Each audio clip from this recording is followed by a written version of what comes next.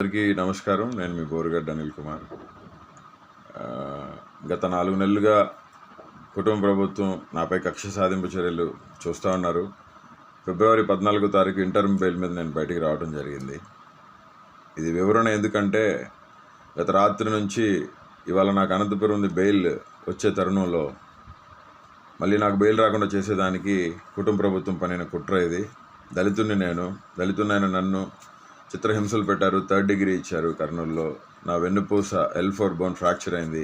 నా testis right side blood clot అయింది గుట్కాలతో తనటం వల్ల. ఆల్ ఇండియా మెడికల్ సైన్సెస్ వారు నివేదిక ఇచ్చారు.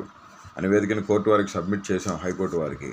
ఈ పరిస్థితుల్లో మా తల్లి అనారోగ్యానికి గురైపోయి డయాలసిస్ చేసి యాంజియోగ్రామ్ చేసిన సెట్ కాని పరిస్థితుల్లో ఆమెకి సర్జరీ చేశారు. 16వ తారీఖు 17వ తారీఖులో సర్జరీ జరిగింది. 14వ తారీఖు నేను ఇంటర్మ్ బెయిల్ మీద రావడం జరిగింది. చెన్నైలో అపోలో హాస్పిటల్లో నా కన్న తల్లికి సర్జరీ జరిగిన మాట హైకోర్టు వారికి మేము చెప్పాము. హైకోర్టు వారు దాన్ని విచారించుకున్నారు. రికార్డ్స్ ఉన్నాయి మా దగ్గర. నా తల్లికి సర్జరీ జరిగింది. 14వ తారీఖు రిలీజ్ అయిన నేను 28వ తారీఖు వరకు నేను మా తల్లిగారితో ఉండి 28వ తారీఖున నేను సెంట్రల్ ప్రిజన్లో ఎక్స్టెన్షన్ బెయిల్ కేసు రాకపోతే సెంట్రల్ ప్రిజన్లో నేను 4:45 కల్లా నాకు ఇచ్చిన టైం పరిధిలో కోర్టు వారిని గౌరవించి నేను సరెండర్ అవడం జరిగింది. ఆ క్రమంలో మళ్ళీ వెంటనే మరుసటి రోజు నాకు మళ్ళీ ఇంటర్మ్ బెయిల్ రావడం జరిగింది. 3వ తారీఖు నేను రిలీజ్ అయ్యాను. 1వ తారీఖు ఇంటర్మ్ బెయిల్ ఇస్తే నేను 3వ తారీఖు రిలీజ్ అయ్యాను. ఆదివారం కావడంతో అక్కడ స్టాఫ్ కొరత ప్లస్ షూరిటీస్ సరిపోలేదని చెప్పడంతో ఈ క్రమంలో నా తల్లిని నేను ఒక్కడనే కొడుకుని నేనే చూసుకోవాలండి. 5 చెల్లెలు ఉన్నారు. వాళ్ళంతా చదువుకున్నారు, పెళ్ళిళ్ళు చేసుకొని సెటిల్ అయ్యారు వాళ్ళు. ఇప్పుడు నా కన్న తల్లికి తండ్రి లేడు, చనిపోయారు. నా తండ్రి చనిపోయారు. ఈ పరిస్థితుల్లో ఇంటర్మ్ బెయిల్ రాకుండా చేసేదానికి శతవిధాల ప్రయత్నాలు చేశారు. కానీ హైకోర్టు మీద, ఉన్నతమైన న్యాయస్థానాల మీద నమ్మకం ఉంది మాకు. ఇప్పుడు కొత్తగా కావించింది ఏంటంటే నేను ఏదో ఫేక్ సర్టిఫికేట్ నేను అసలు ఫేక్ సర్టిఫికేట్ ఎలా పెడతానండి? నేను సెంట్రల్ ప్రిజన్లో ఉన్నాను, నేను జైల్లో ఉన్నాను. మెడికల్ సర్టిఫికేట్స్ మొత్తం మా వాళ్ళు అక్కడ సబ్మిట్ చేశారు కోర్టుకి. కోర్టు వారు దాన్ని చూసి నాకు ఇంటర్మ్ బెయిల్ ఇవ్వడం జరిగింది. మా కన్న తల్లి గారికి బైపాస్ సర్జరీ జరిగింది, ఓపెన్ హార్ట్ సర్జరీ జరిగింది. కాబట్టి మా కన్న తల్లి గారి దాని మీద నాకు ఇంటర్మ్ బెయిల్ వచ్చింది. కన్న తల్లిని చూసుకునేది నేను. కోర్టుని గౌరవించాను, అమితంగా గౌరవిస్తాం. ప్రాణం పోయినా వెనుతిరిగే ప్రసక్తి లేదు. కోర్టులకే, కోర్టు మాటలకే, కోర్టు న్యాయమూర్తుల మాటలకే కట్టుబడి ఉంటాం. బాబాసాహెబ్ అంబేద్కర్ వారసుడిగా, దళితుడిగా, నేను ఒక లా చేసిన స్టూడెంట్గా నేను మీకు అందరికీ విన్నవించుకుంటుంది ఒకటే, నన్ను ఇబ్బంది పెట్టి నాకు బెయిల్స్ రాకుండా నన్ను పర్మనెంట్గా జైల్లో ఉంచాలని చెప్పి కూటమి ప్రభుత్వం, నారా లోకేష్ గారు, పవన్ కళ్యాణ్ గారు, చంద్రబాబు నాయుడు గారు చేస్తూ ఉన్నారు. నన్ను చంపాలని చూస్తున్నారు. నాకు ఏమైనా, నా కుటుంబానికి ఏమైనా దానికి కారణం నారా లోకేషే. చంద్రబాబు నాయుడు, పవన్ కళ్యాణే. మరొకసారి తెలియజేస్తూ, నేను ఇంటర్మ్ బెయిల్ మీద ఉన్నాను. నా కన్న తల్లిని చూసేవాళ్ళు ఎవరు లేరండి. మాకు దిక్కెవరు లేరు. దేవుడే మాకు దిక్కు. జగన్మోహన్ రెడ్డి గారే ఏదైనా, కన్న తండ్రి అయినా తల్లి అయినా వైఎస్ఆర్సీపీ పార్టీ, జగన్మోహన్ రెడ్డి గారే మా తండ్రి లాంటి వ్యక్తి. కాబట్టి గతంలో జరిగిన పరిణామాలకి, ఇప్పుడు జరిగిన పరిణామాలకి మీరు చూస్తూ ఉన్నారు. ఎవరెవరిని ఎంతమందిని తీసుకెళ్ళి లోపలేస్తున్నారో.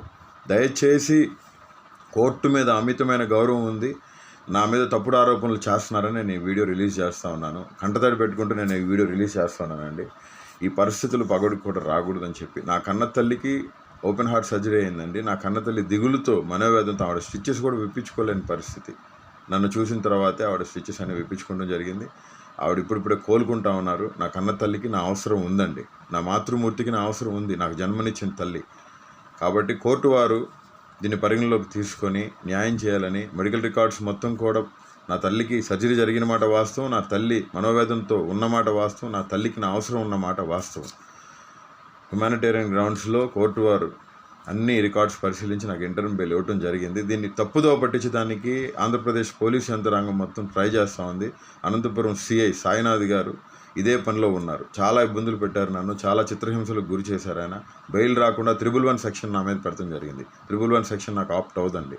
As per the given constitutional rule నాకు అసలు ఆప్ట్ అవునే అవుతుంది.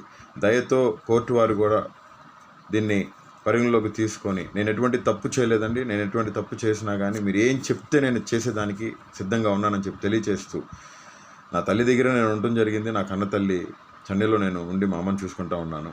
కాబట్టి ఈ పరిస్థితుల నుంచి మీరు దయచేసి అందరూ కూడా ఈ పరిస్థితులు ఎవరికి రాకూడదండి. నేను మనస్ఫూర్తిగా కోరుతున్న పగలొకటి పరిస్థితులు రాకూడదని చెప్పి తెలియజేస్తూ, మా మీద, నా కుటుంబం మీద చంపాలనే ప్రయత్నాలు ఉన్నాయి.